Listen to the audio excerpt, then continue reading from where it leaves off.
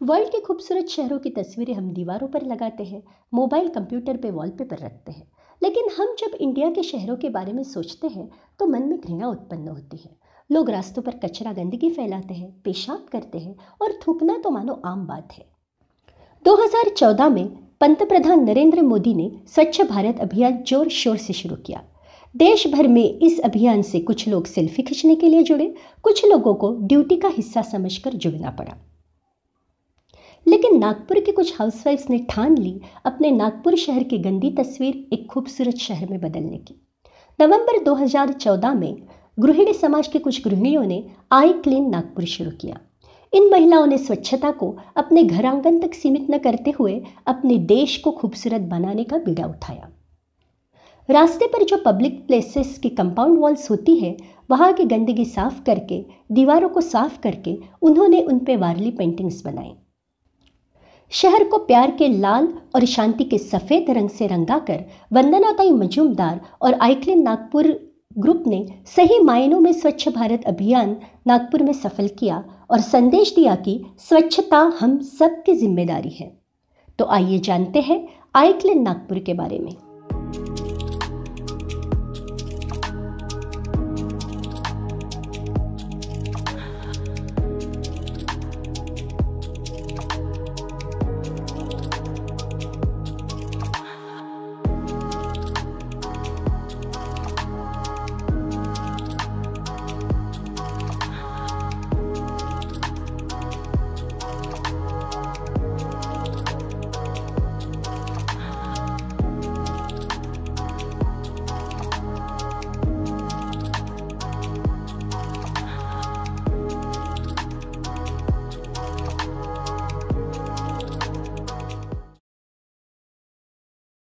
संदीप जी, पिछले 4 साल से आप हर संडे यहाँ पे आ रहे हैं और नए नए पेंटिंग्स बनाते जा रहे हैं। आपका सबसे यादगार अनुभव कौन सा है? हम लोग ने गवर्नमेंट मेडिकल कॉलेज किया था, मेडिकल स्क्वायर पे। वहाँ पे 3 संडेज हमने लगातार किया था।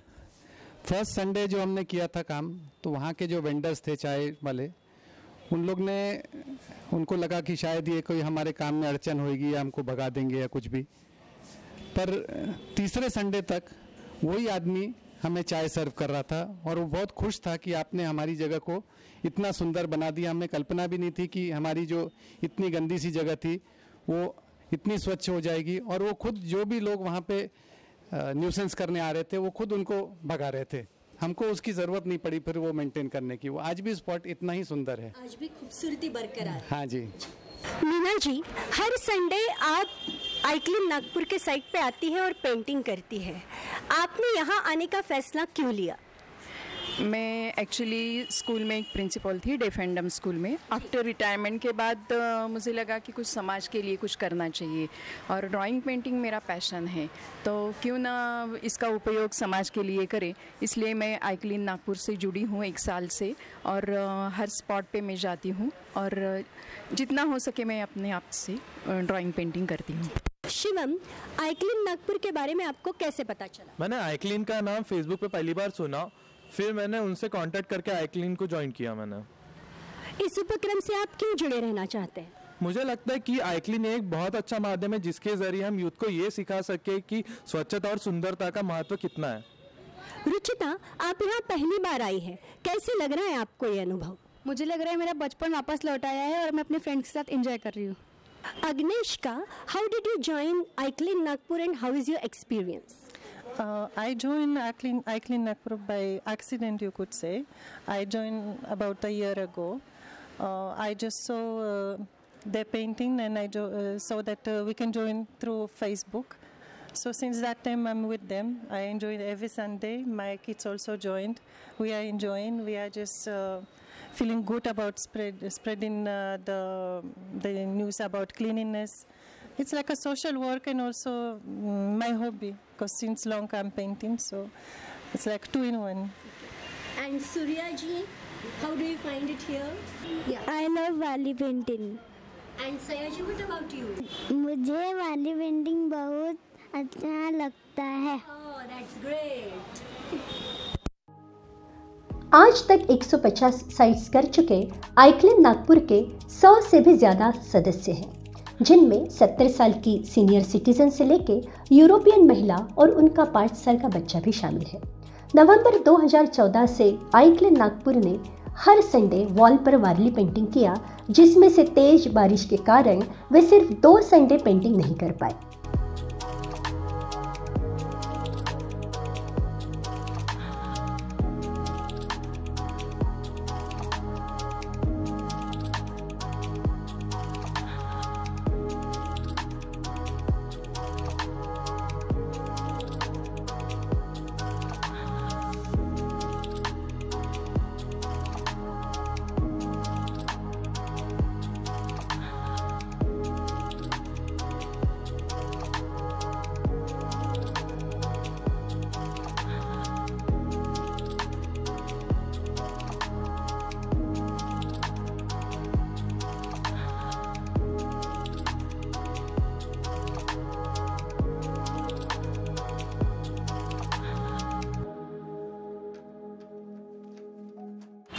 आइए अब मिलते हैं आइकलिन नागपुर के ग्रुप मेंबर्स से। हेलो फ्रेंड्स, ऑरेंज कट्टा में आज हम आपको मिलवा रहे हैं आइकलिन नागपुर के वंदना मुजुमदार। नमस्ते वंदना। गांधी जी ने सबसे पहले स्वच्छ भारत का नारा लगाया। 100 सालों से स्वच्छ भारत का सपना हम देख रहे हैं। इस स्वच्छ भारत को सुंदर भारत, ये टैगलाइन वंदना जी ने जोड़ी। वंदना जी, ये आपने कैसे और क्यों सोचा? अपनी संस्कृति के अनुसार सत्यम, शिवम, सुंदरम ये कहा जाता है। शिवम का अर्थ होता है स्वच्छ और सुंदर, पवित्र। अपन को ये पता है कहीं कभी सत्य के स्वच्छ के साथ सुंदर जोड़ा गया है। अपन ये बहुत दिनों से भूल चुके थे कि स्वच्छ जगह को सुंदर अगर करते हैं तो वो जगह ज़्यादा स्वच्छ रह सकती है। इसलिए हमने ये स्वच्छता के साथ सुंदरता करने की ठानी और ये मिशन आगे बढ़ाया। जी, तो क्या आपने दीवारों को सुंदर बनाया, इसके कारण क्या लोगों ने कचरा फेंकना हो, दीवार गंदी करना बंद कर दी? हाँ, वो तो बहुत कुछ कम हुआ, मगर वो भी सोचिए कि अगर अपन अपने घर पे भी रंग करते हैं, कुछ दिनों बाद वो खराब होने लगता है। तो वहाँ पे तो अपने गिने चुने लोग रहते हैं, मगर आज शहर में तो इतने लोगों का आना जाना रहता है, तो वो तो खराब होना ही है। मगर जैसे अपन अपने घर को वापस रंग रंगोटी करते हैं, उसी तरह ये करना, उसको वापस से सुंदर करना, ये होना ही है।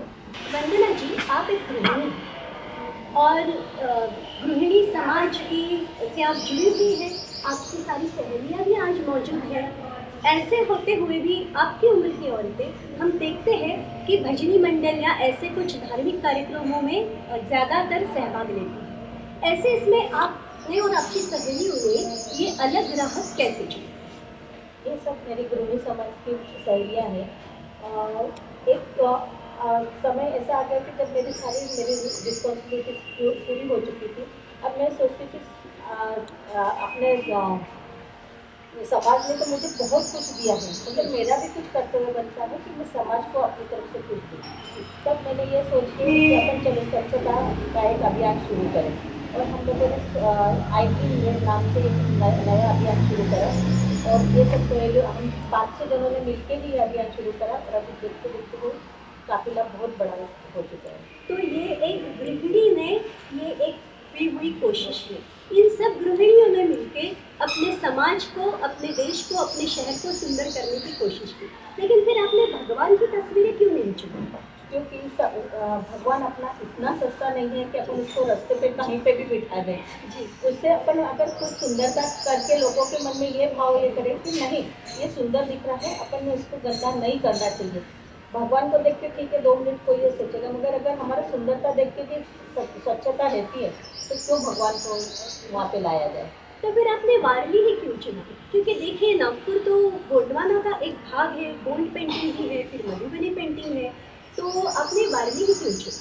वारली ये भी एक ट्राइबल आर्ट है, और वो जो है वो इतनी सिंपल और ऐसी है कि ट्राइंगल, लाइन्स और सर्कल पे चलती है। क्योंकि मेरे ग्रुप में सभी तरह के बच्चे हैं, हमारे जैसे कोई आर्टिस्ट नहीं है। वो आर्ट सबको जमनी चाहिए, तो वो सिंपल होने से हर एक जने उसको कर सकता है, और सब जने वो करते हुए एंजॉय करते हैं, तो वो हमारे ग्रुप और अच्छी तरह से बढ़ता है। तो ट्राइबल आर्ट प्रमोट करने के लिए और वो सबसे सिंपल है इसलिए आपने यह आर्ट चुना हुआ। तो फिर लाल रंग ही क्यों आपने चुना? क्योंकि अपने यहाँ नागपुर में खर्रा और तंबाकू खाने वालों की बहुत तादाद है, तो वो वैसे ही सफ़ेद वॉल को लाल कर देते हैं, इसलिए हमने लाल पे अगर अपन वाइट करते हैं तो कम से कम जो लोग पिक करते हैं उससे वो गंदी वॉल कभी नहीं दिखती। वंदना जी, आप हमेशा रास्ते पे जो कंपाउंड वॉल्स है उन्हीं के ऊपर पेंटिंग करती हैं, तो इसके लिए आपको कई सारी कठिनाइयों का सामना करना पड़ता होगा या फिर परमिशन निकालनी होगी, तो ये क्या प्रोसेस है प्लीज हमें समझाइए।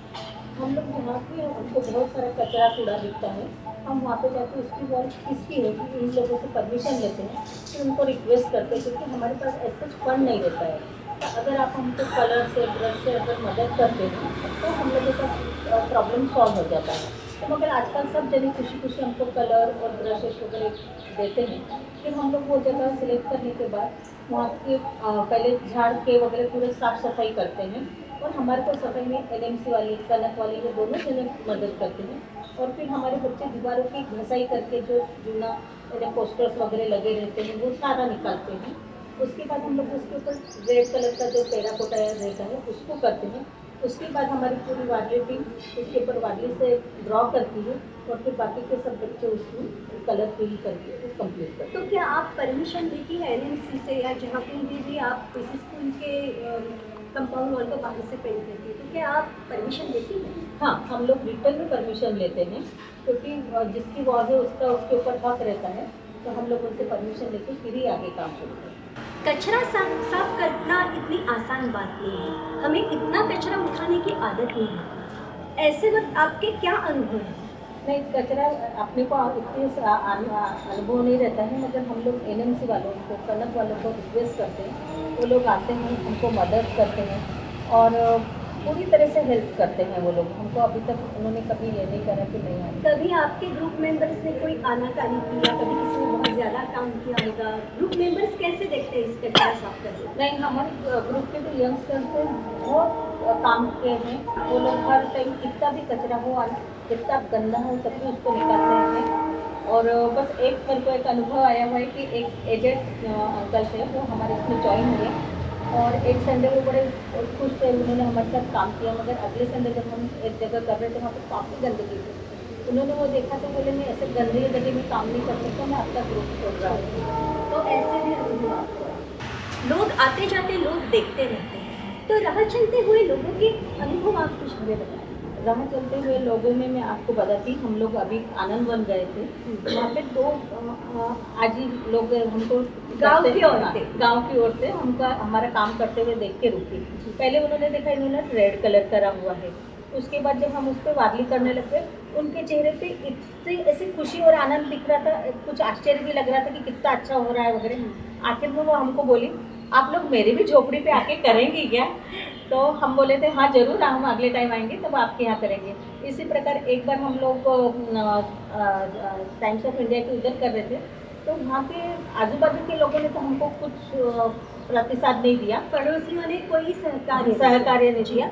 मगर एक लेडी थी, वो जा रही थी, वो बोली कि मैं ना बच्चों के इसमें वगैरह आपको कुछ मदद नहीं कर सकती, मगर मैं आपको कुछ धनराशि दूंगी जिससे आप अपना सामान खरीदिएगा और मेरी तरह से उठती, क्योंकि हर इस चीज़ में तन मन धन सबकी गरज पड़ती है, तो मैं उठती ही आपको सेवा कर सकती हूँ। उसी के साथ आगे जाने के बाद एक आजोबा मिले, उन्होंने अपने जेब में से 100 रुपये निकाल के दिए, इतनी गर्मी है बेटा आप लोग पानी मंगा के पी लीजिए करके। किसी ने आपको समोसे खिलाए या नाश्ता खिलाया, ऐसा कभी हुआ? हाँ, और उसी समय वहाँ से एक जने जा रहे थे, उसी दिन तो वो आगे गए, एक जने से बात करी उन्होंने हमारे ग्रुप के किसी से, और बाद में थोड़ी देर उनको बोला कि आप लोग रुकिए, हम लोग नाश्ता भेज रहे हैं। उसके बाद पता चला उन्होंने समोसे चाय वगैरह वो सब नाश्ता उन्होंने भेजा। ये तो है अच्छे अनुभव, लेकिन हम कुछ अच्छा काम करने जाते हैं तो टोकने वाले भी होते हैं या तकलीफ देने वाले भी होते हैं, क्या कभी आपको ऐसे अनुभव आए? नहीं, हाँ, बस कुछ लोग ऐसे मिलते हैं क्या हो, आप इतनी मेहनत करते हो, लोग बाग इसकी कोई दखल नहीं लेते हैं, वापस उधर कचरा डाल देते हैं वगैरह, आप क्यों इतनी मेहनत करते हो? हम लोग बोलते नहीं, हम लोग सोचते कि किसी को एक बार बोलेंगे, 2 बार बोलेंगे, तीसरी बार तो कुछ समझ में आएगा, हम हमारा ये धैर्य तो नहीं छोड़ेंगे, बढ़ते जाएंगे, कभी न कभी तो लोग सुधरेंगे। जी, और ऐसा है कि लोग अगर ऐसा ही सोचे कि हम एक जन अगर कुछ कर ले तो क्या होगा, इससे कुछ बदलाव आ नहीं सकता, इसी कारण से मुझे लगता है कि ये कचरे की समस्या इतनी गंभीर आज भी है। मैं आपको एक अनुभव और शेयर करना चाहती हूँ कि हम लोग स्वच्छता के साथ पॉलीथीन बैन के ऊपर भी काम करते हैं। तो हम लोग है ना कॉटन की थैलियाँ लेके सब्जी बाज़ार में गए थे, बहुत जनों ने 5 रुपये की थैली कर लिए, मगर एक आजोबा ऐसे मिले कि उनको हमने बोला आपने इतनी सारी पॉलीथीन खरीदी है, वो सब्जियों के साथ ली है, तो आप कितना कचरा करेंगे? तो वो दूसरे को बोलता है इन मैडम का ज़रा दिमाग का इलाज करवा दीजिए। ये भी एक अनुभव हमने देखा हुआ है। मगर हमारे यंगस्टर और हमारी ये गृहिणी समाज की महिला है, ये अभी भी जहाँ पे भी जाती है अपने साथ एक कॉटन की बैग रखती है। आप देखेंगे तो मेरे साथ भी आज है कॉटन की बैग, और हम लोग पॉलीथीन का पूरा ये करते हैं कि पॉलीथीन यूज़ न करें। तो आप कभी मायूस नहीं? और मेरा एक ही है कि हमारे इसका नाम आईक्लीन है। आईक्लीन होने से इन्हें मैं साफ करता हूँ, और मेरा नागपुर के हर एक नागरिक के मन में ये इच्छा उत्पन्न करनी है कि वो बोले आईक्लीन, और पूरा नागपुर साफ होना चाहिए। मतलब आईक्लीन मैं स्वच्छ करूँगा या करूँगी, ये मेरी जिम्मेदारी है कि नागपुर स्वच्छ और सुंदर हो।